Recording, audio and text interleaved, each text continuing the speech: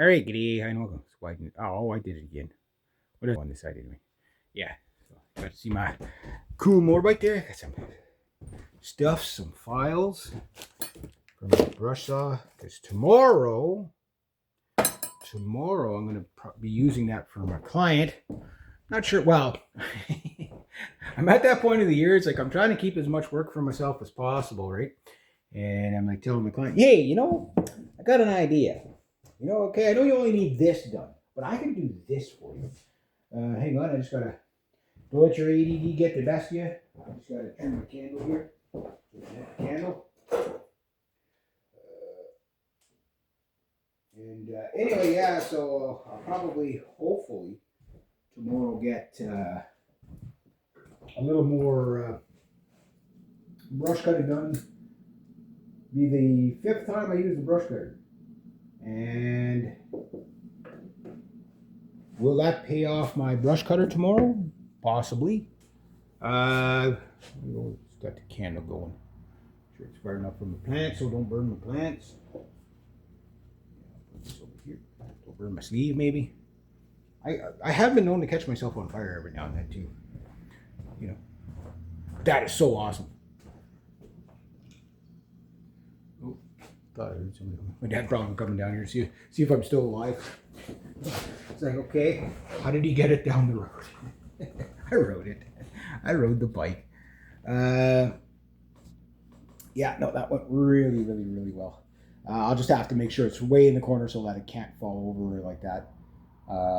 Because chances are, if it did go, it might go out the front of the front, like pop through the wall or something. It's kind of it's a tender spot out there. Eh? That grass is kind of tender, I'm telling you. I do have sheets of plywood that I could put down if I really need to, but I want to save those sheets. That was from the gun range. It was 19 sheets. We used quite a few to build a ramp for my uncle when he was sick. God rest him. And I still have quite a few sheets left. I don't know if I have 4 sheets, 5 sheets, but I'm going to need a lot of those sheets. I'm going to have to bring them down here so I can make beaver hoops out of them. But I might keep like 2 sheets for just stuff. Like, okay, I want to put the motorbike, have it a little bit more stable. I'll put it on that sheet of 5/8. I think it's 5/8. Well, it might be half. It's either 5/8 or half. I'm not too sure. Whatever that pressure treated plywood is, it'll make a good base for the. But guys, I got a place to work on the freaking bike. That's so awesome. That is so awesome. When am I going to get to it? Probably by the end of October. We're into October now. Once I get all the back wall settled out a bit more and the windows covered completely, I didn't get that done today, but I did get a lot of stuff done cleaning up wise. Coming home to see the freaking Department of Highways clearing half that ditch for me was like, yes, freaking victory. 'Cause that's where I was going to start with that new, yeah, I spent 150 some odd bucks today, but I'll make that back pretty quick. Tools, you never go wrong with tools, right? They're investments, right? But the fact that that's probably about they probably did 3 weeks worth of work for me in about 25 minutes. You know what I mean? I wish they could have went further. I really do. I really do. But I got the bike down here. So like that was probably, well, that's the most awkward thing that I got to bring down here. If I did get all that cleared out, maybe I could get the trucks down here. The boat, I don't know how I'd bring it down here in one piece. That's the only thing, just to get it out of the way from my dad. But I don't know. I might bring the mast down here. I'll need help with that. My dad and I can carry it, but the thing is about 180 pounds, like 150, 180 pounds. So it's a heavy enough mast, but I want to build a proper thing for it so that I can get it off the ground and all that and work on it too. And maybe if I'm lucky, I get to sell. If I could sell off the sailboat, I'd even sell the motorbike if but I'm not going to give it away. Like, it's just like I'm in no rush to sell it. So I do want to get another bike that runs more of a cruiser. Like ideally, if I could have a Triumph Thruxton, like the 2015 model, that green and the green and a gold one there. That one is just so nice. I've seen it so many times. I've sat on it. I've never ridden it, but like, it's a type of bike that, yeah, it's like it's sporty enough for me without hurting an old man. You know what I mean? And it's cruiser enough for me without you know being too sluggish or anything. Like, they're a really nice bike. They're a really nice bike. Like the Thruxton R, well, that'd be you need big bucks for that. That'd be a fun bike. I could just tell that'd be a fun bike. If money was no object, the bike I would want, I know a lot of people probably wouldn't understand it, but it's the Norton Demi Racer. Uh, it's a calf racer. And there's a video on YouTube, and the sound of that megaphone exhaust is just murdersome. It's so good. Just rah. I'd love to have a Norton. One of the newer Nortons. The old Nortons, yeah, I've always loved a Norton. I think they're one of the best sounding British bikes out there. The newer ones, the only problem with the new stuff is the quality control and availability.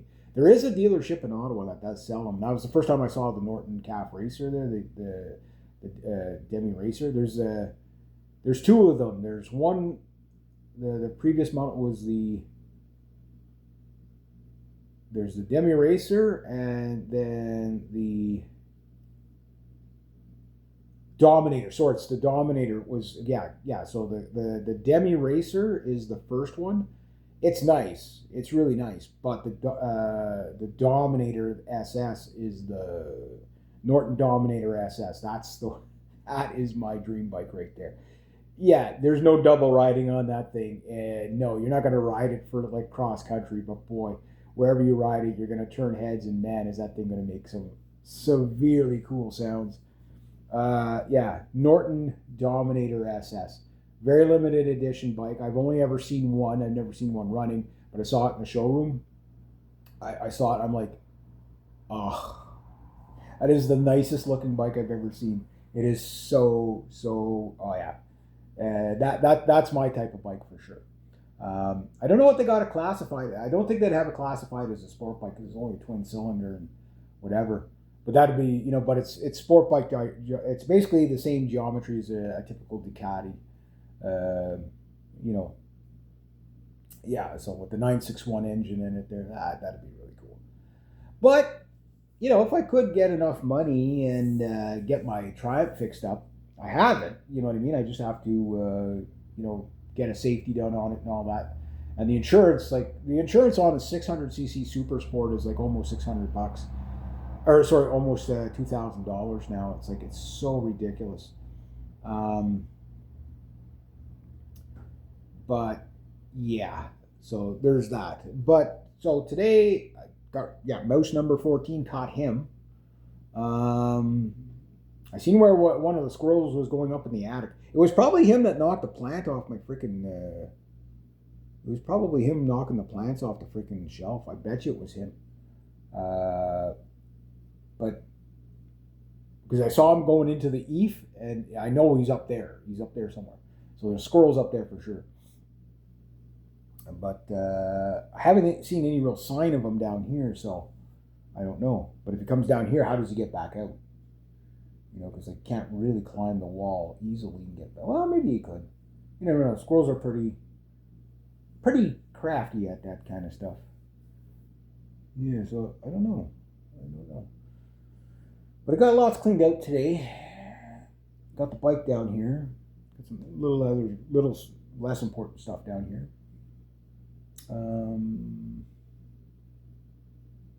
Picked up the thing from a brush cutter.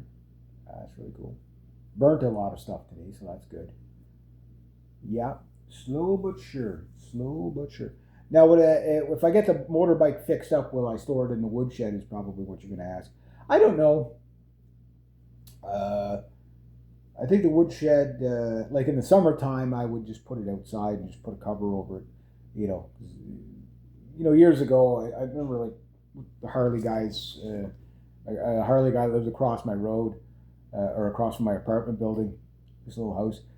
He parked his Harley, in the kitchen, just because he was afraid of somebody stealing it, right?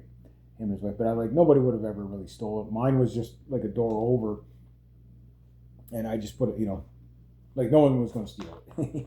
No one was going to steal it,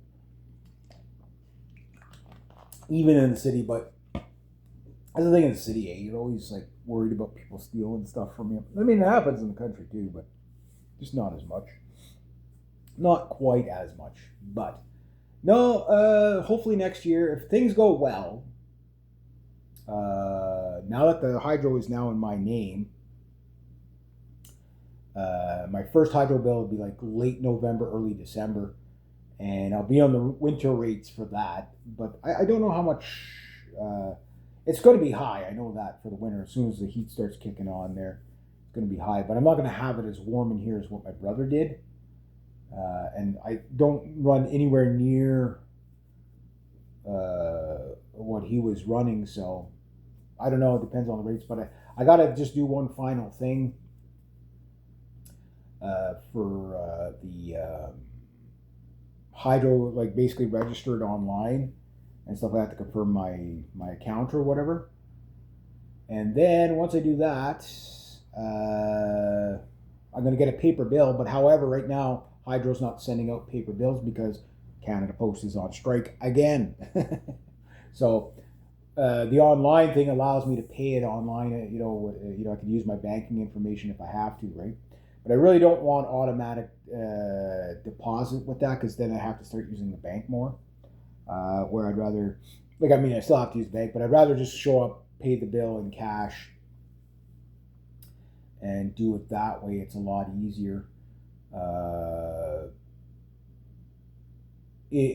know, it's not easier, but it's just that I'd rather do it that way because then I can use cash and not, not have to put a whole bunch, keep feeding money into the bank. You know what I mean? Yeah, but we'll see. We'll see how that plays out. But yeah, there we go. I got a hydro bill. So we'll see how that works out. But I got the bike down here. That's the cool part. That is so cool. So I'm going to have to start bringing more of my tools down so I can start working on it. But I got... Okay, here's the projects I have for the winter. The bike, work on it a bit. I've got 1, 2, 3, 4 chainsaws to work on. I've got to do maintenance on my 2 whippersnippers. The brush cutter, I just got it, so it's good. It's good. I've got the generator to work on over time. Whenever I get to it, I'll get to it. And the other brush cutter, but I think I lost parts for it. So, oops. I might be, I might be scrapping that one. I don't know. We'll see. That's the Johnson. So, I don't know. I had it in the bag and everything like that. I got to figure out where I put it all. It was in my car, and then I took it out of the car and I put it in the garage, and it was never seen again. I'm amazed I found my bike up there. It's like, oh yeah. You pull the bike away, there's all kinds of stuff that was and now with all my brother's stuff in there, oh man, you can't move in there. Stuff has got to go. Stuff has got to go. That's the mode I'm in right now. Just if I'm not going to use it, get rid of it. Especially the junky stuff that I might use this someday.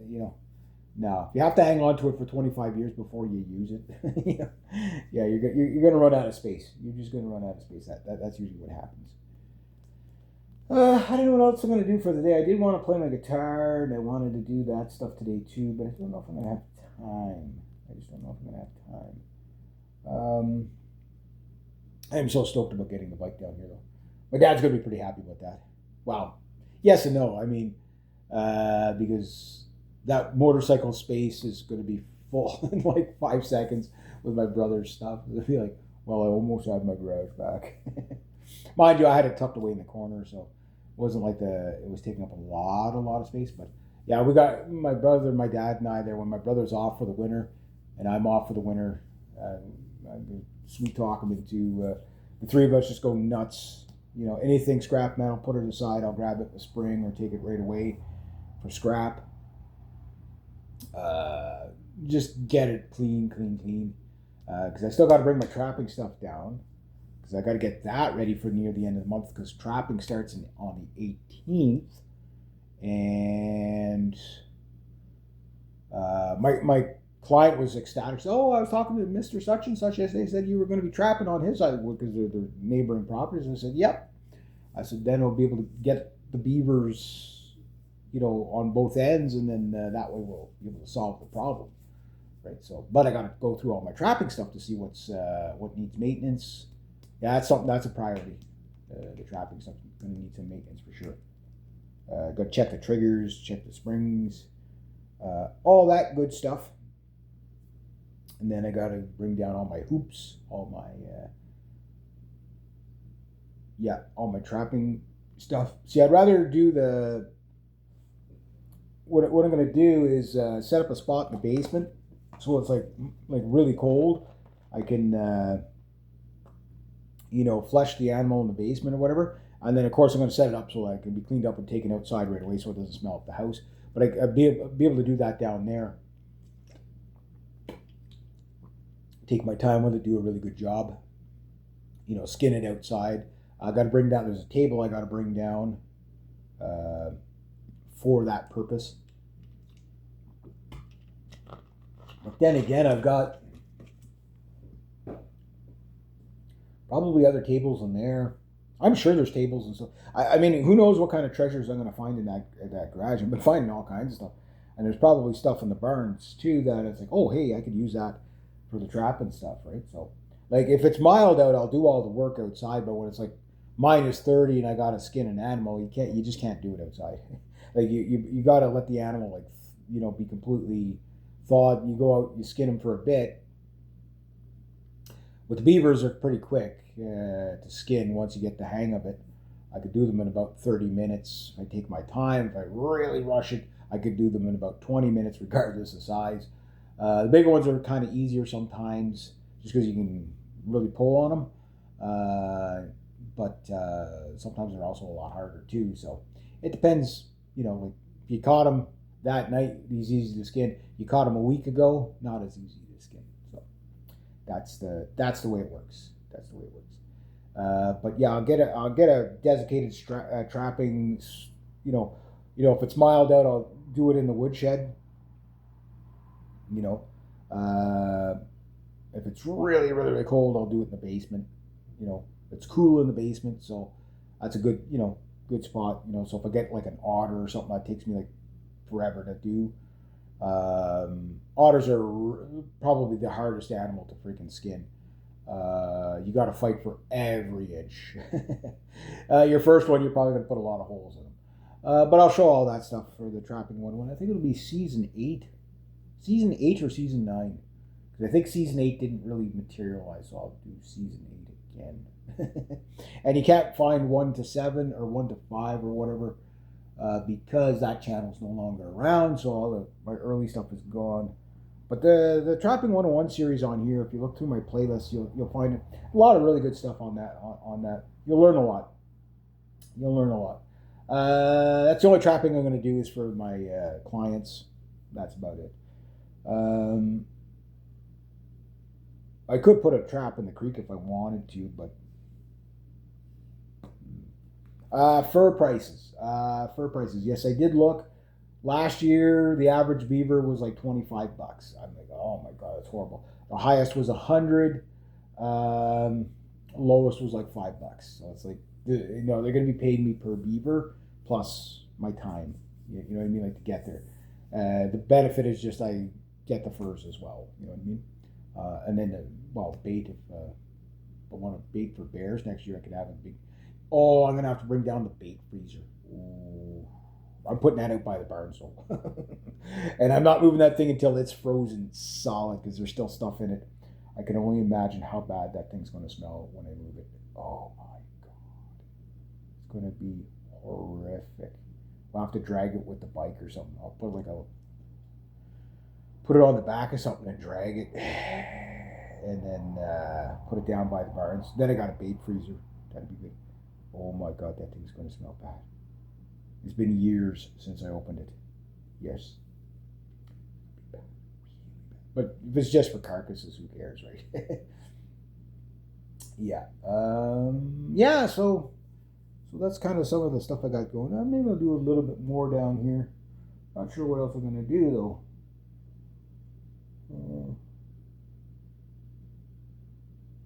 Yeah, I really didn't think I was going to be able to get the bike down here today, but I did. That's great. That is great. Anyway, yeah, there we go.